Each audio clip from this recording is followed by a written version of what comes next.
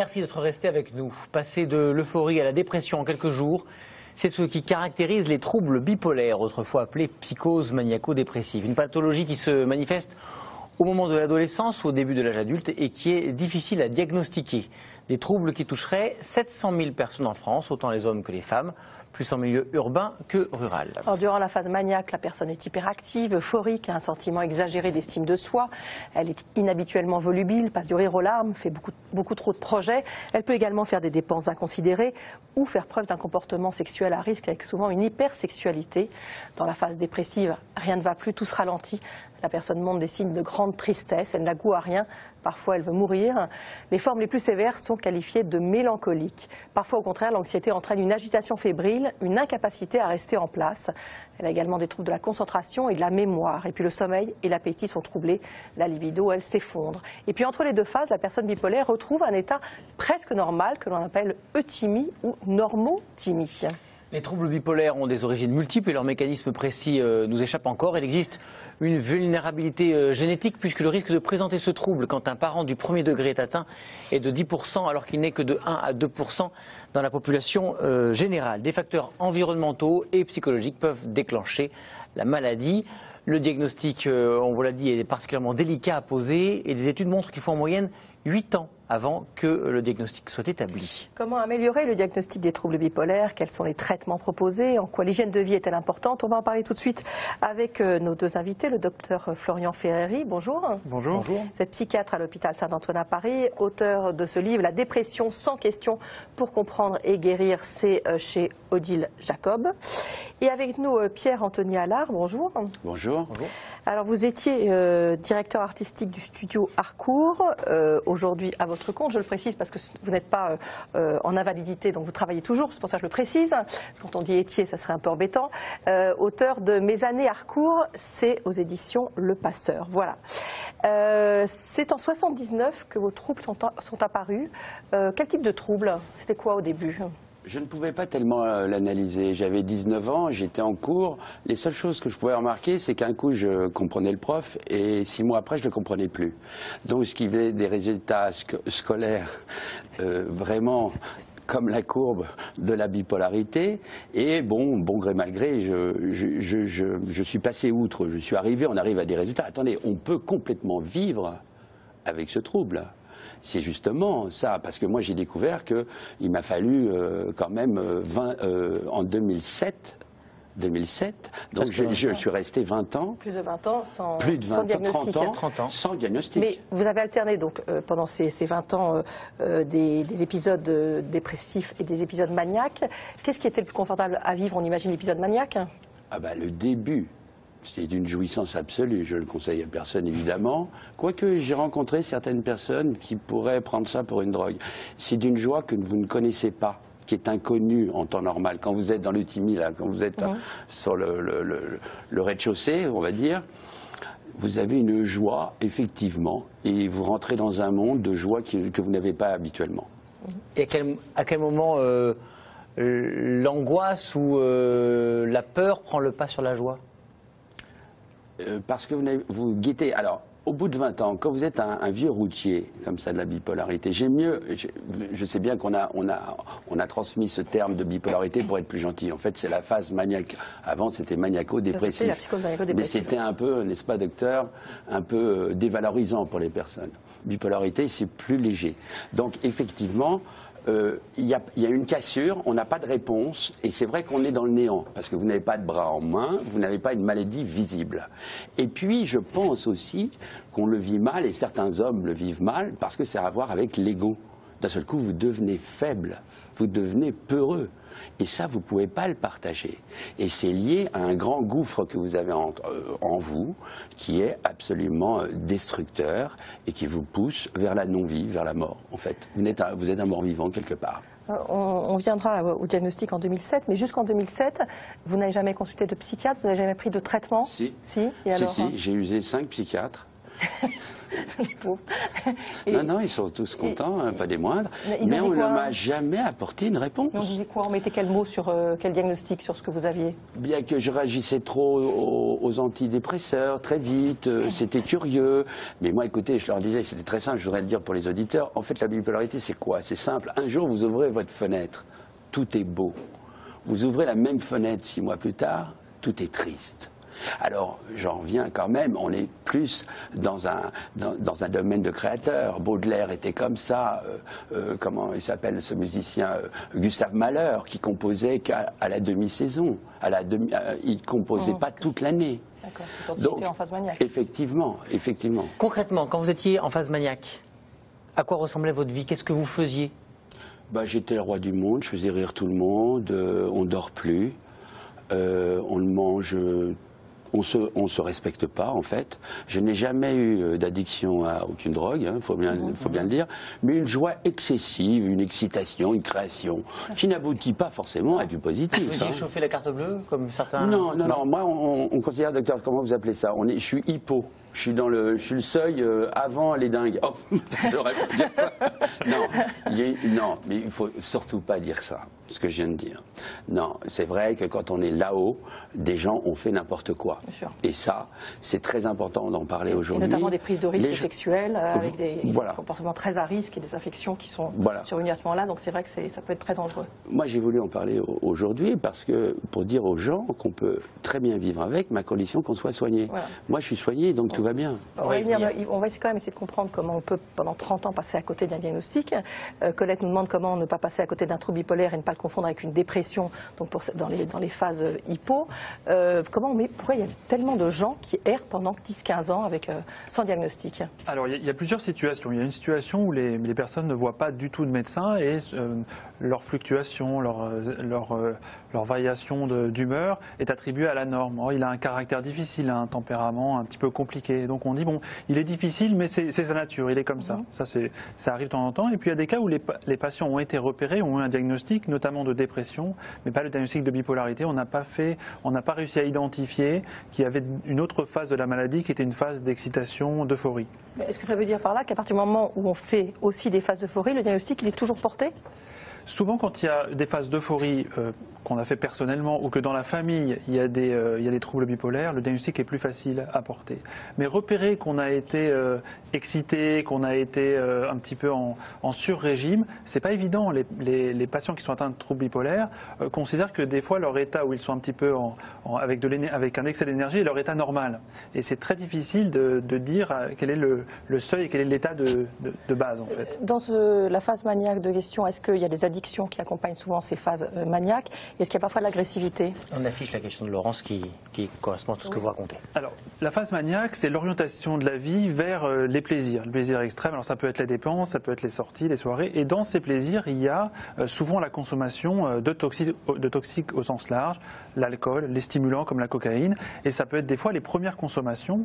Et ces consommations peuvent s'autonomiser, on peut devenir dépendant à cause d'un accès maniaque. D'accord. Et l'agressivité, ça peut accompagner certaines de ces phases? Alors, les accès qui ont été décrits tout à l'heure, qu'on a dit hypomaniaques, ce sont des accès d'euphorie, on va dire légers, passagers, avec une jovialité, une sociabilité exacerbée qui est sans agressivité. Mais quand on est à un stade supérieur, certaines personnes sont inarrêtables, sont de vraies tornades et peuvent être des fois agressifs quand on leur dit écoute, tu vas un peu vite, tu vas un peu fort, tu n'es pas dans ton état normal. Il peut y avoir de l'agressivité, des fluctuations de l'humeur qui peuvent être embêtantes. Comme souvent en psychiatrie, il y a à la fois des mots et des maladies compliquées à expliquer. Question de Mathilde qui nous dit quelle est la différence entre bipolarité et schizophrénie. Puisqu'on entend, j'imagine, Mathilde, elle fait rapprochement parce qu'il y a deux états. Et ça commence souvent au même âge. La bipolarité, ça fait vraiment partie des troubles de l'humeur, c'est-à-dire que c'est un dérèglement du moral. Le moral est des fois trop bas, mais de façon prolongée, et des fois trop haut, de façon prolongée. C'est pour ça qu'on dit qu'il y a deux pôles. La bipolarité, vous l'avez expliqué au début de l'émission. L'organisation psychique de la personne, son raisonnement entre les épisodes est, on l'a dit, quasi normal ou normal, et le fonctionnement ne pose pas de soucis s'il y a une bonne prise en charge. Dans la schizophrénie, c'est un petit peu plus compliqué. Il peut y avoir des moments d'exacerbation où la personne va moins bien, peut être repliée ou peut avoir des propos délirants. différent, mais entre les épisodes, il reste souvent un handicap, des difficultés d'attention, de concentration, d'organisation qui n'existent pas dans la bipolarité. Donc ce sont vraiment des maladies distinctes. Mathilde, je pense que c'est toujours la même, qui est convaincue de la bipolarité de son conjoint. Elle se demande comment le persuader d'aller consulter, s'il n'en fait pas, s'il n'en a pas le besoin. C'est difficile. Je pense qu'il faut quand même essayer de l'inciter. Alors quand c'est quelqu'un de trop proche, ça peut être compliqué, mais par le médecin traitant ou par d'autres amis qui disent de toute façon, ça n'engage à rien de demander un avis, éventuellement de passer des questionnaires aussi pour essayer de repérer certains troubles. Lui demander de faire cette démarche-là peut être très utile, mais c'est vrai que c'est pas évident.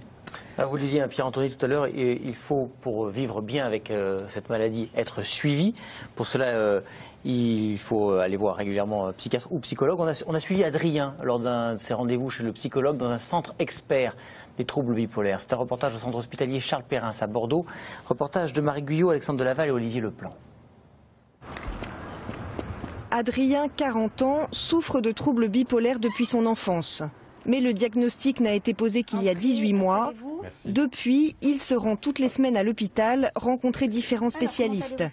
Aujourd'hui, il a rendez-vous avec sa psychologue. Alors, comme on a vu que c'était une période qui est repérée comme étant un risque au niveau de la déstabilisation de l'humeur, ce que je vous propose, c'est qu'on va reprendre la courbe que vous aviez faite, qui correspond à la déstabilisation de votre humeur.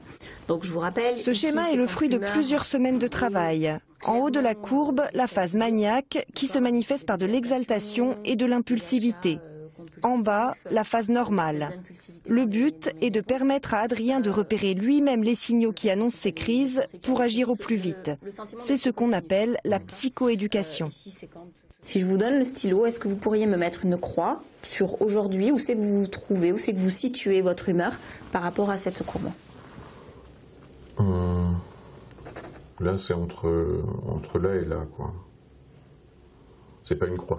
C'est pas une croix, c'est un espace. D'accord, c'est une zone. Hein. C'est une zone qui dépend de quoi?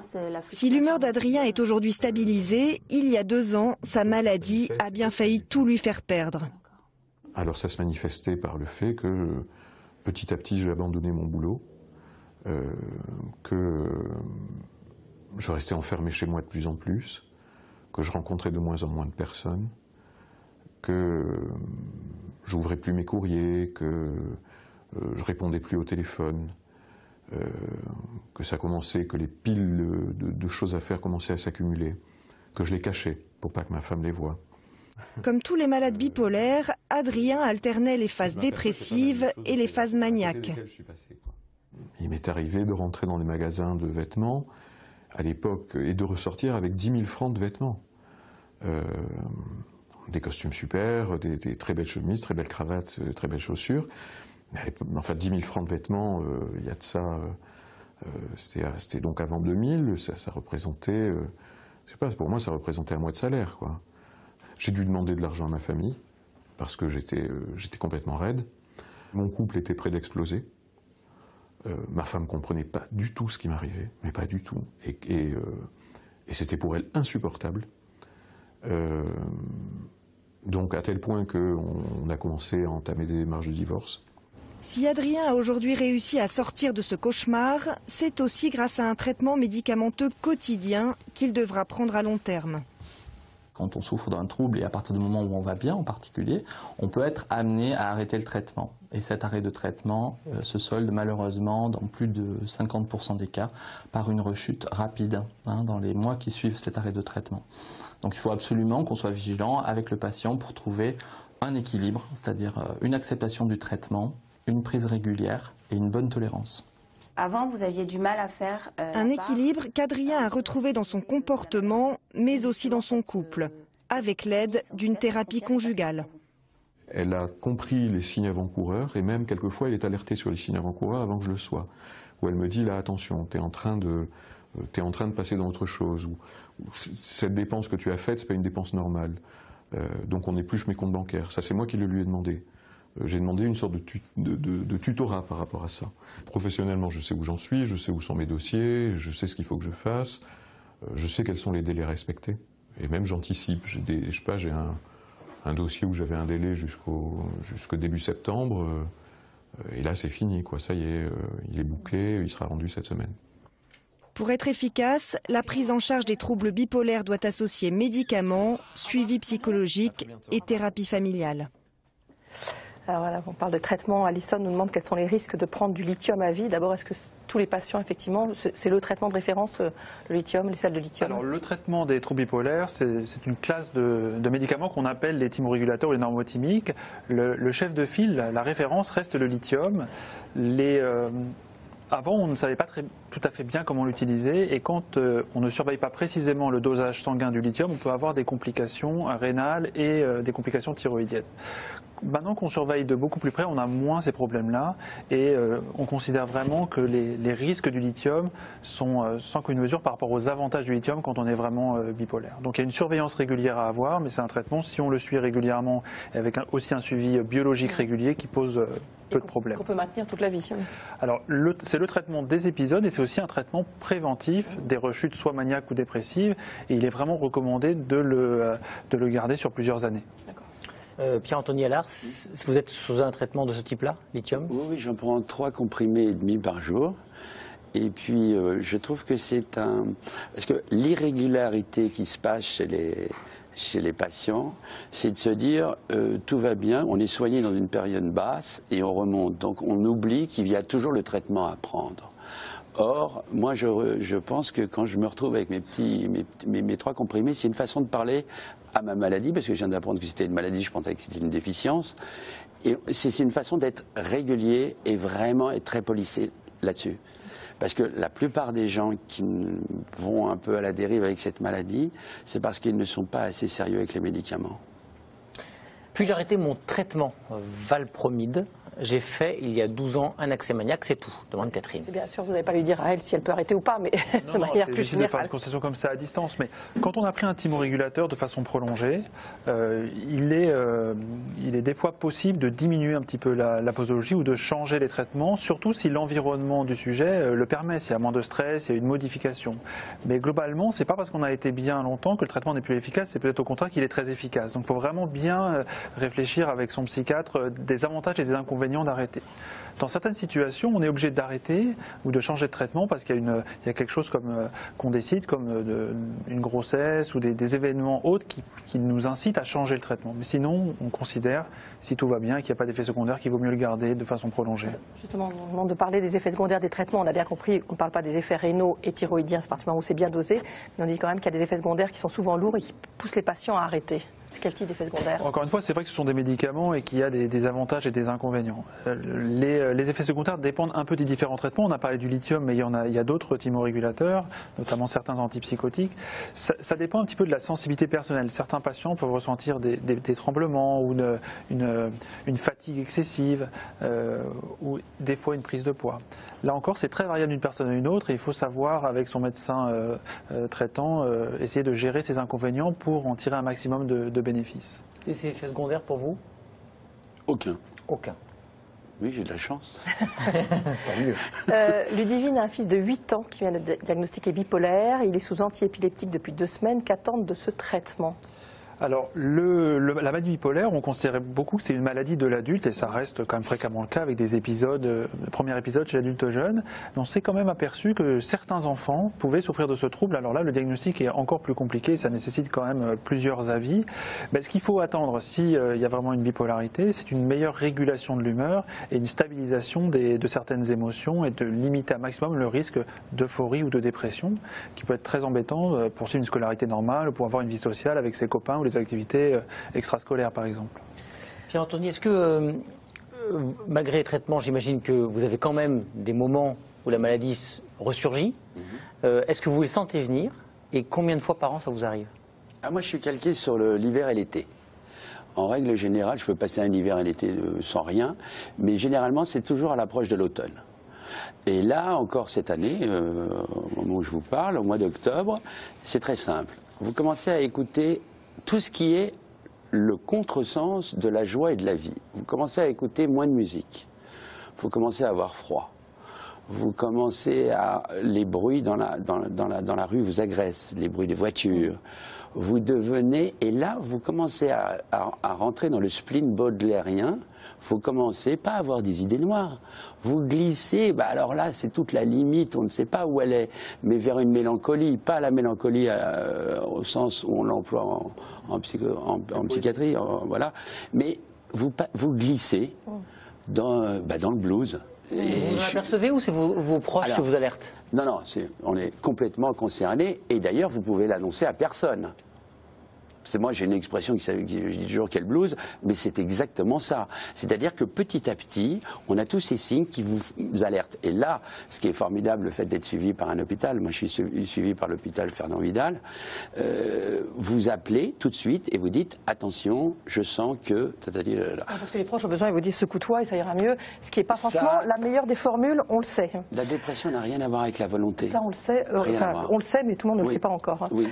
On va parler de recherche au centre d'imagerie Neurospin du commissariat à l'énergie atomique d'Orsay, en région parisienne. Une équipe de chercheurs tente depuis 2008 de développer des outils pour améliorer le diagnostic du trouble bipolaire. Grâce à l'IRM, les chercheurs veulent identifier des signatures qui permettraient de diagnostiquer les principales maladies mentales chroniques de l'adulte, comme le trouble bipolaire. Reportage Guillaume Morinet, Franck Carimalo, Isabelle Gastebois. Voilà, vous m'entendez? Oui. Donc là, on va partir pour 9 minutes de bruit. D'accord. Vous n'avez rien de spécial à faire, la table peut vibrer un petit peu, c'est le fonctionnement normal de la machine, d'accord? C'est parti. Cette personne dans l'IRM participe à une étude destinée à mieux comprendre l'alternance des phases euphoriques et dépressives chez les personnes bipolaires. Cette étude porte sur 400 personnes, la moitié est bipolaire et l'autre non. Grâce à l'imagerie, les chercheurs s'intéressent à la manière dont les deux hémisphères du cerveau communiquent. Donc là, on fait une séquence IRM pour étudier les connexions anatomiques du cerveau et plus particulièrement le corps calleux. C'est la structure qu'on voit ici en rouge qui relie les deux hémisphères gauche et droit du cerveau chez les sujets. Et avec une technique qui s'appelle l'IRM de diffusion, on peut avoir un reflet de la microstructure en fait, du corps calleux et on voit que chez les patients bipolaires, la microstructure du corps calleux est altérée. L'IRM peut donc montrer des différences anatomiques significatives dans le cerveau des sujets bipolaires. Deuxième étape, les chercheurs ont voulu comprendre comment s'exprime cette différence. Pour cela, le sujet effectue une série d'exercices pour mesurer la réactivité de chacun de ces deux hémisphères. Donc là, dès que vous voyez la croix, vous appuyez avec votre main droite. Puisque tout à l'heure à l'IRM, on a regardé anatomiquement le corps calleux qui connecte l'hémisphère gauche et l'hémisphère droit du cerveau. Là, on veut voir si ce qu'on a vu en anatomie tout à l'heure a des conséquences fonctionnelles sur les performances du sujet. Grâce à la synthèse des examens anatomiques et fonctionnels, les chercheurs ont pu évaluer la capacité de chaque cerveau à contrôler des émotions. C'est l'image d'un sujet non bipolaire. Ici, on peut voir en rouge l'amygdale et en jaune l'hippocampe, donc deux zones très impliquées dans la production automatique des émotions, qui sont ensuite régulées par l'activité du cortex préfrontal que nous voyons ici en bleu, via ce faisceau ici représenté en rose, qui permet aux deux zones de communiquer. Sur cet IRM de sujets bipolaires, on voit que l'intensité de l'activité dans le cortex préfrontal est moins intense, on voit que la zone est moins bleue et n'arrive pas à réguler, à diminuer l'activité de l'hippocampe qui reste en fait très rouge parce que le cortex préfrontal est inefficace ici pour réguler l'émotion. Des résultats encourageants qui pourraient à terme permettre de diagnostiquer le trouble bipolaire plus rapidement grâce à l'IRM. Voilà, les résultats définitifs de cette recherche seront publiés en fin d'année. On nous demande si en plus d'un traitement médicamenteux, il y a des thérapies qui peuvent être mises en place pour vivre mieux. Est-ce qu'il y a une hygiène de vie à respecter pour essayer de réduire au maximum les crises? Alors oui, les traitements médicamenteux sont souvent indispensables, mais ils ne font pas tout. Il y a une hygiène de vie, des règles à respecter, éventuellement des psychothérapies plus structurées qui peuvent aider d'une part à comprendre la maladie, éventuellement à essayer de prévenir la rechute, à limiter certains facteurs de stress, à limiter certaines conduites à risque aussi, comme l'utilisation d'alcool ou de stimulants. Donc il y a énormément de choses à faire en plus des médicaments pour essayer de limiter le risque de rechute maniaque ou dépressive. Une question de l'entourage, Thérèse, qui nous dit « Mon mari souffre de la maladie bipolaire depuis 35 ans. Malgré son traitement, ses crises se rapprochent. Je suis épuisé. Quoi faire ?» Oui, c'est une situation difficile. On nous demande aussi s'il y a des structures pour aider les familles. Alors, c'est une situation difficile quand la maladie s'aggrave. C'est pas toujours le cas, mais plus on fait d'épisodes, c'est vrai, plus c'est difficile de récupérer. Donc, on peut être un petit peu inquiet.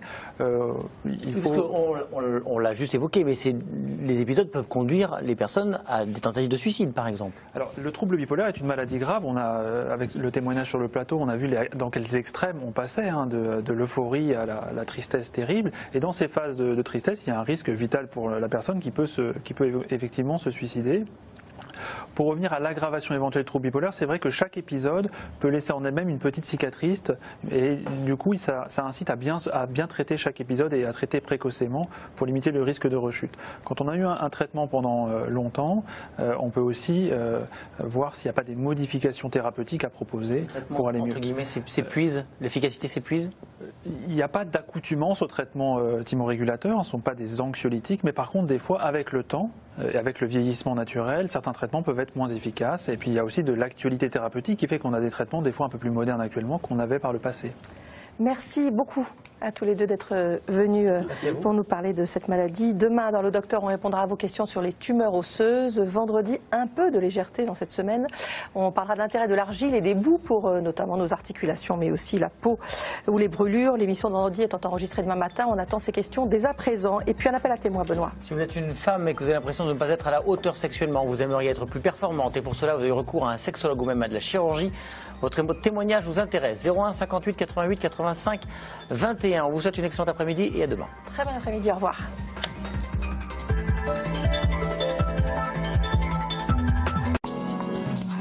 Allo Docteur vous reçoit sans rendez-vous sur France5.fr.